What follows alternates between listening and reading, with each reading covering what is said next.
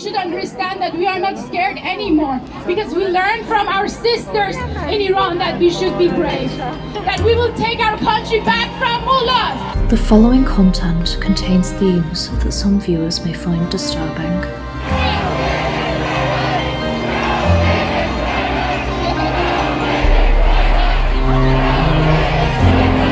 Frau, Leben, Freiheit.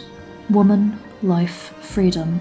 These three words have become the defining chant of the 2022 uprising against Iran's authoritarian government. For the last 40 years, strict laws in Iran have mandated that all women wear modest Islamic clothing, with severe punishment for those who resist. Mahsa Amini was a 22-year-old woman who was arrested by Iran's morality police on the 13th of September. A couple of weeks ago, a young woman was murdered in Iran because her veiling was deemed inadequate. Morality police hit her head so much that she died.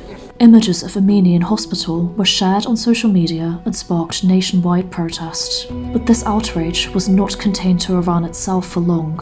October 1st marked a day of major anti-Iranian government protests, which took place in cities all around the world. Here in Zurich, hundreds of people attended this protest to stand in solidarity with the people of Iran. This protester, who wished not to be named, fled to Switzerland after the Iranian Revolution of 1979. I was one of the first generation who fled from Mullah. I came to Switzerland as an asylum seeker. A lot of the people protesting here today are actually part of the third generation who has fled from Mullah. Like others, I was smuggled to Turkey, and then from Turkey to Switzerland. But this was 37 years ago, and it is still going on today. The question now is for how long this will continue. The 1979 revolution culminated in the creation of the Islamic Republic of Iran. The Iranian government was reborn as an Islamic theocracy under the rule of an autocratic supreme leader. Protesters emphasized that this uprising is about more than Amini's death. It is a response to 40 years of terror and suffering under a brutal regime. The mandate on veiling is only one of the many injustices occurring in Iran. The people aren't just here because of Mahsa, they're here because of the regime. One of our goals is Mullah has to go, and that's because this regime is brutal. It must be destroyed at any cost. These demonstrations will not stop until the regime is gone. A 2020 survey highlighted the diversity within Iran. It found that roughly a third of Iranians identify as atheist, whilst many others identify with minority religious groups. The same survey also found that 72% of Iranians disagree with the mandate on hijab wearing, which is not a compulsory element of Islam itself, but rather a prescription of the Iranian regime. This diverse country is united by a wish for freedom. We want our country to be free again. Freedom for all, not just for Islam. I hope that the Islamic Republic won't exist anymore. Everyone wants that.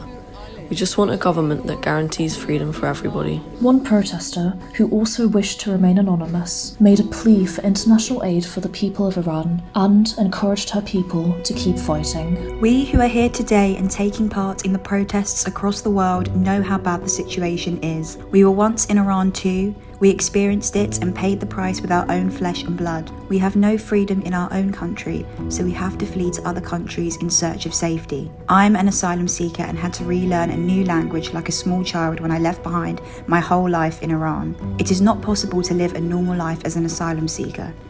We want help from other countries for the people in Iran. The people there are hoping that perhaps diplomacy will find some sort of solution to the problem.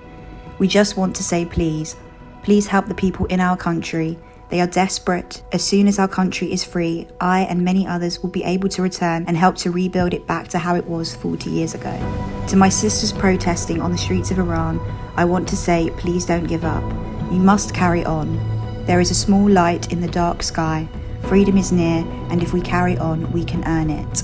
Until that happens, we will continue to gather on the streets and say to the people of Iran, don't worry, we are here and we support you.